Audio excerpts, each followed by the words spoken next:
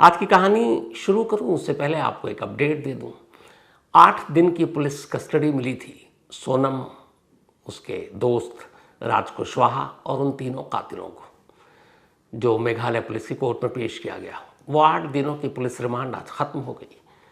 इन सभी को फिर से मेघालय पुलिस ने आज कोर्ट में पेश किया और अब से कुछ देर पहले जो मेघालय से रिपोर्ट आई है वो ये है, मेघालय पुलिस ने इन 5 की और पुलिस कस्टडी मांगी थी। मैक्सिमम पुलिस कस्टडी 14 दिन की होती है, आपको बता चुका हूँ, 14 डेज मैक्सिमम। उसके बाद जुडिशल कस्टडी में भेज दिया जाता है, यानी न्यायिक हिरासत यानी जेल।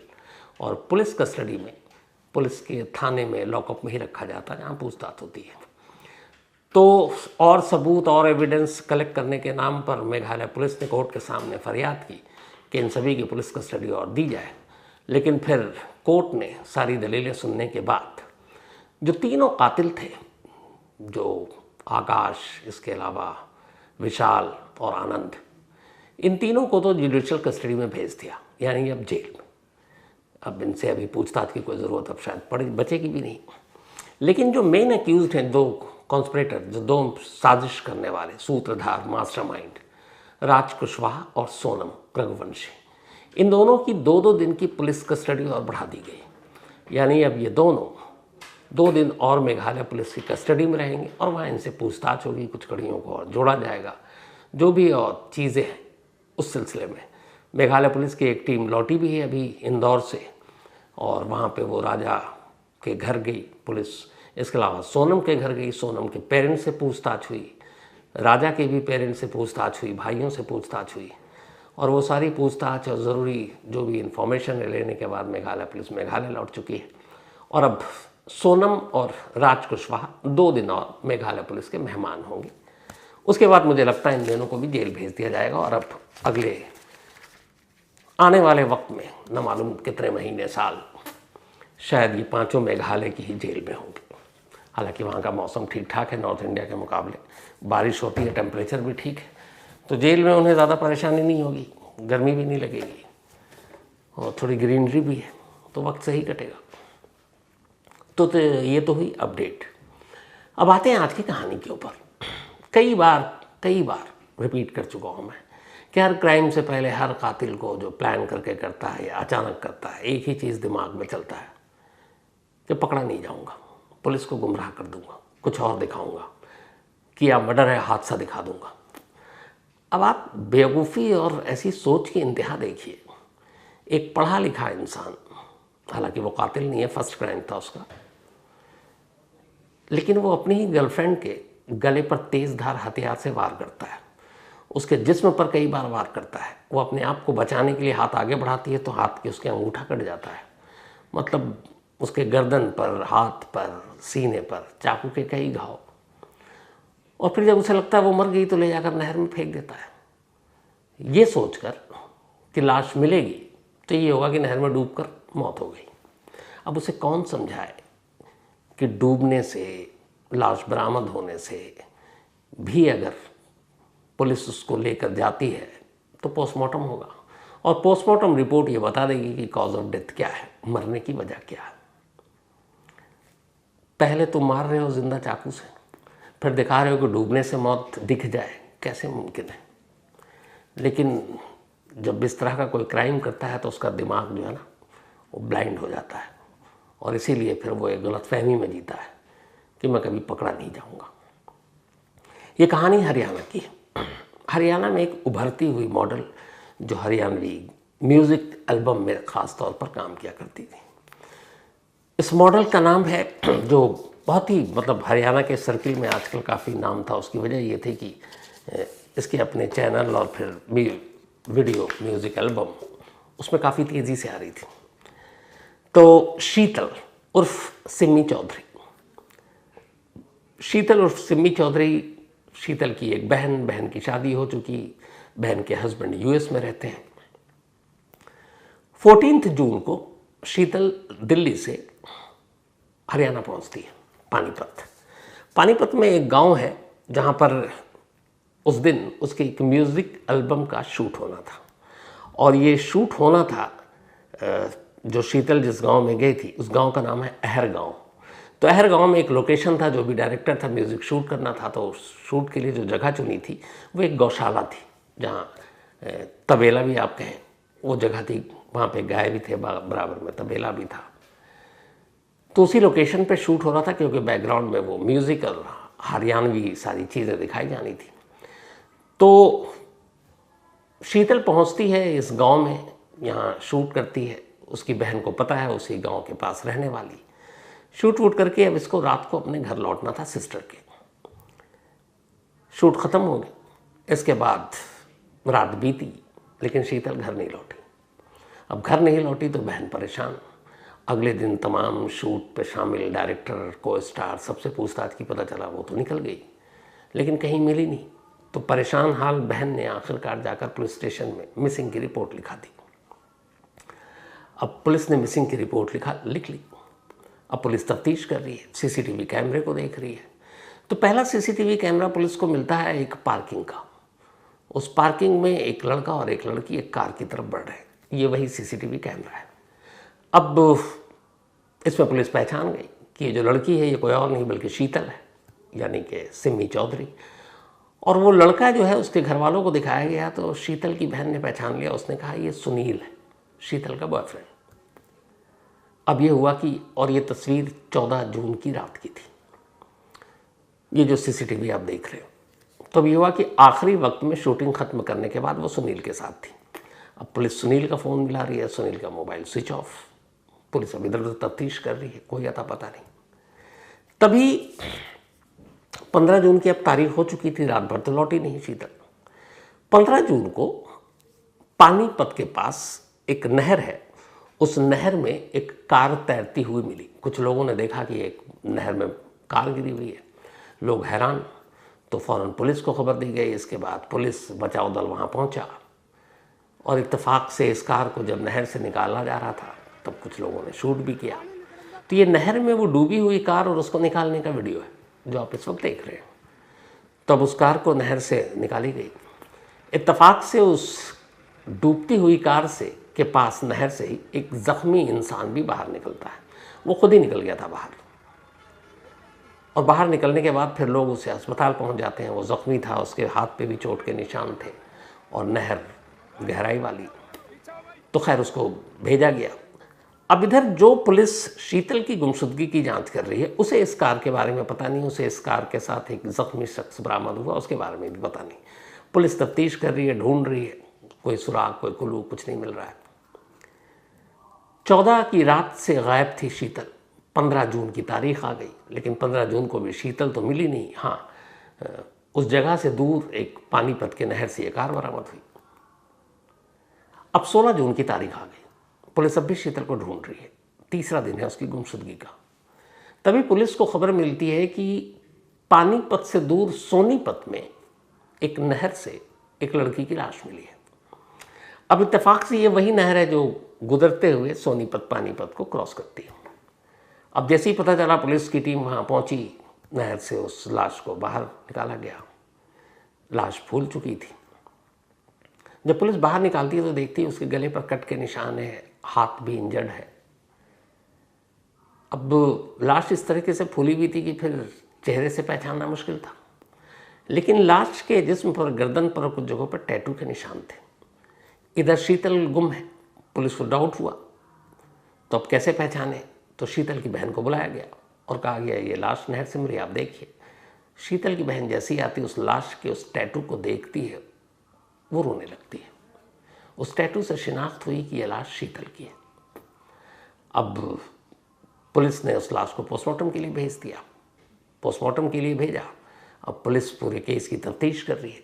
तो शीतल की बहन से पूछा गया, जो शख्स सीसीटीवी कैमरे में दिखाई दे रहा आखिरी वक्त में कार में जिसके साथ शीतल जा रही है, वो कौन और क्या? तो पहले ही उन्होंने बताया कि उसका बॉयफ्रेंड था। उन्होंने कहा इसका नाम सुनील है, ये एक होटलायर है, किसी होटल का मालिक है, और पिछले कुछ वक्त से शीतल जो है इसी के होटल में काम कर रही थी, नौकरी। और फिर धीरे धीरे वो इसके साथ अपना मॉडलिंग और बाकी सोशल मीडिया पे भी एक्टिव रहती थी। उसके इंस्टाग्राम पे भी कई लाख फॉलोअर्स थे। लेकिन वो रिलेशनशिप में थी सुनील के साथ। अब पुलिस ने सुनील की कुंडली खंगालनी शुरू की। तो पता चला कि सुनील की तो शादी हो चुकी, 2 बच्चे हैं।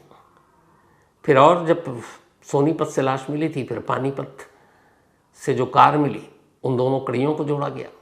पूछा गया भाई वहाँ से एक कार में लाश मिली, क्योंकि नहर से इधर लाश मिलती, उधर कार मिलती है। तो पता चला कि जिस कार के साथ जो जख्मी इंसान मिला था वो कोई और नहीं बल्कि सुनील था, और सुनील हॉस्पिटल में एडमिट था। अब पुलिस पहुंचती है हॉस्पिटल, डॉक्टर से पूछताछ करती है। डॉक्टर कहता है कि अभी थोड़ा इनको ठीक होने दीजिए। पुलिस वेट करती है। इसके बाद जैसे ही थोड़ी हालत उसकी बेहतर होती है, पुलिस उसे अपनी कस्टडी में लेती है और लेकर निकल लेती है। अब इसके बाद पूछताछ शुरू होती है। जब पूछताछ शुरू होती है तो फिर पूरी कहानी कुछ यूँ आती है। शीतल म्यूज़िक एल्बम और म्यूज़िक की इंडस्ट्री में एक मॉडल के तौर पर अपना नाम कमाना चाहती थी। दिखने में खूबसूरत, साथ ही उसने अपनी पढ़ाई लिखाई की तो उसे नौकरी भी करनी थी। तो इधर उधर कई नौकरी करने के बाद एक होटल में उसे नौकरी मिली। ये होटल इत्तेफाक से सुनील का था। धीरे धीरे सुनील शीतल को प्यार करने लगा, शीतल भी सुनील से प्यार करने लगी। दोनों के बीच में करीब 4 साल से ये रिश्ता चला आ रहा था। बट फिर तभी शीतल को पता चला कि सुनील तो शादीशुदा है, उसके 2 बच्चे हैं। अब तक वो इसी गलतफहमी में थी कि वो कुंवारा है और वो उससे शादी करना चाहती थी।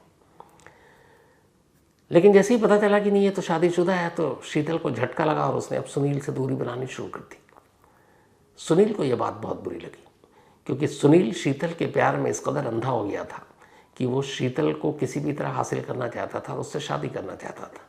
लेकिन सुनील के शादीशुदा होने की बात जब शीतल को मालूम हुई तो शीतल ने फ़ौरन किनारा कर लिया, और सुनील ये बर्दाश्त नहीं कर पाया। वो लगातार उसे समझाता, वो मना करती, और फिर वो अपने इस म्यूज़िक एल्बम इंडस्ट्री और मॉडलिंग की दुनिया में अपने आप को एक तरह से बिज़ी रखने लगी।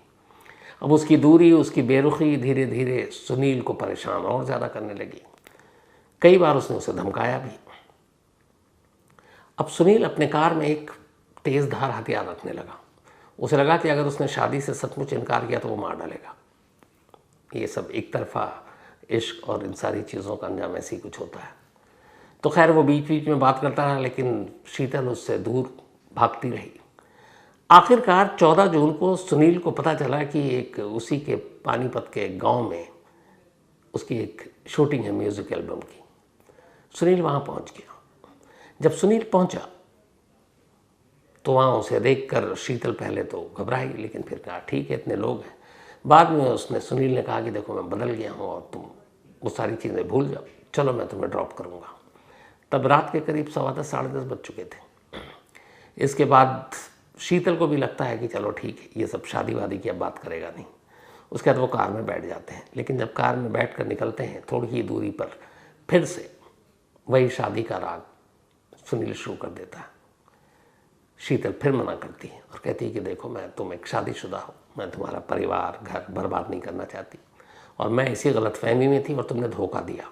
तुमने बताया नहीं कभी कि तुम एक शादीशुदा इंसान हो, तो तुमसे तो मैं शादी नहीं करूँगी। इस बात ने सुनील को इतना गुस्सा दिलाया कि कार के डैशबोर्ड में जो चाकू रखा हुआ था उसने निकाला और उसी कार के अंदर शीतल पर ताबड़तोड़ हमला करना शुरू कर दिया। शीतल खुद को बचाने की काफ़ी कोशिश की उसने, अपने हाथ को भी आगे किया, चाकू छीनने की कोशिश की। उसी कोशिश में उसका अंगूठा कट गया, हाथ पे बहुत सारे जख्म आए। फिर उसने धीरे धीरे उसको इतना ज़्यादा मारा कि वो धीरे धीरे निढाल होती गई। फिर उसने उसके गले पे चाकू का एक वार किया और वो शायद घातक हुआ। थोड़ी देर के बाद अब शीतल कार के अंदर मर चुकी थी। अब सुनील को एहसास हो चुका था। अब उसे समझ में नहीं आया कि क्या करें। इसके बाद अगले 1 घंटे तक 12 बजे रात को वो उस कार में एक डेड बॉडी लेकर, वो भी फ्रंट सीट पर आगे, घुमाता रहा सुनसान सड़क पर। क्या करें क्या करें क्या करें। 1 घंटे तक उस लाश के साथ घूमने के बाद आखिरकार उसे आइडिया आया। वो वहीं नहर के किनारे गया। नहर के किनारे जाने के बाद उसने गाड़ी रोकी, शीतल की लाश को बाहर निकाला और नहर में फेंक दिया धक्का देकर। अब शीतल की लाश पानी के बहाव के साथ बह गई। अब उसे लगा कि ये एक्सीडेंट दिखना चाहिए कि कार जो है हमारा वो नहर में गिर गया और मैं ज़ख्मी हो गया हूँ, और शीतल की लाश तो अब शायद मिले ना मिले। इसके बाद उसने उस कार में वो खुद बैठा और वो एक अच्छा तैराक था। इसकी वजह से ही वो पकड़ा गया। तो तैराक था, कार के अंदर बैठता है और फिर कार को स्टार्ट करता है और सीधे ले जाकर नहर कार को गिरा देता है, कार नहर के अंदर। उसके बाद वो कार से बाहर निकल आता है, तैरते हुए किनारे आता है और फिर किनारे आने के बाद खुद फ़ोन करता है पुलिस को कि मेरी कार का एक्सीडेंट हो गया, जो वहाँ की लोकल पुलिस इस नंबर पे, और फिर वो पुलिस आती है, उसे हॉस्पिटल ले जाती है। उसने अपने हाथ पे भी चाकू का कट मार दिया था ताकि ये लगे शीशा या एक्सीडेंट इन सब में हुआ है। और फिर बाद में उस कार को नहर से निकाली गई। अब कार मिली इधर सोनीपत में, बल्कि पानीपत में, और उधर लाश बहते हुए पहुंच गई सोनीपत, जो 16 जून को मिलती है। 14 जून की रात को लाश को नहर में फेंकी, लेकिन 16 जून को मिली, जबकि कार 15 जून की पानी से बाहर आ चुका था।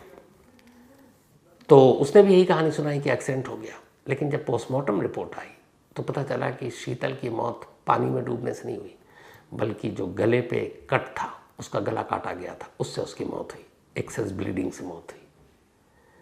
भेद खुल गया। फिर सुनील ने अपना जुर्म एक्सेप्ट किया और इस वक्त वो पुलिस की कस्टडी में, पुलिस हिरासत में, उससे पूछताछ हो रही है। और जो शुरुआती उसने बोला वो यही था कि मुझे शीतल का शादी से इनकार करना बहुत गुस्सा दिला गया और मैं नहीं चाहता था कि शीतल शादी से इनकार करे। मैं उससे शादी करना चाहता था, वो मुझसे कर नहीं रही थी, और इसी गुस्से में उस रात झगड़ा हुआ और मैंने अचानक उस पर हमला कर दिया। और बाद में डर से कि पकड़ा ना जाऊँ, मैंने उसकी लाश फेंक दी और ये दिखाने के लिए मैंने अपनी कार भी नहर में उतार दी। और शीतल की लाश इसलिए फेंकी ताकि लगे कि वो एक हादसे में डूबकर उसकी मौत हो गई। लेकिन हादसे में गले पे कट के निशान नहीं आते हैं, चाकू के तेज़धार हथियार के, अंगूठा नहीं कटता है। ये बेसिक चीज़ें जो है सुनील को नहीं शायद समझ में आया उस वक्त। बुरे काम का बुरा अंजाम। बेचारे शीतल अब इस दुनिया में नहीं। सुनील जो उससे शादी की ख्वाहिश रखता था, अब उम्र जेल में कटेगी। और जो उसका अपना परिवार, बीवी और दोनों बच्चे, जिनका कोई कसूर नहीं, वो इस सारे दर्द को अब हमेशा के लिए सहेंगे। इसीलिए कहते हैं जुर्म का अंजाम हमेशा बड़ा तकलीफ दे, बहुत बुरा होता है। प्रकाश, ऐसे क्राइम करने वाले पहले से ही इस अंजाम के बारे में सोचना शुरू करें, बहुत सारे क्राइम रुक जाएंगे। तो आज की कहानी में इतना ही। Very much.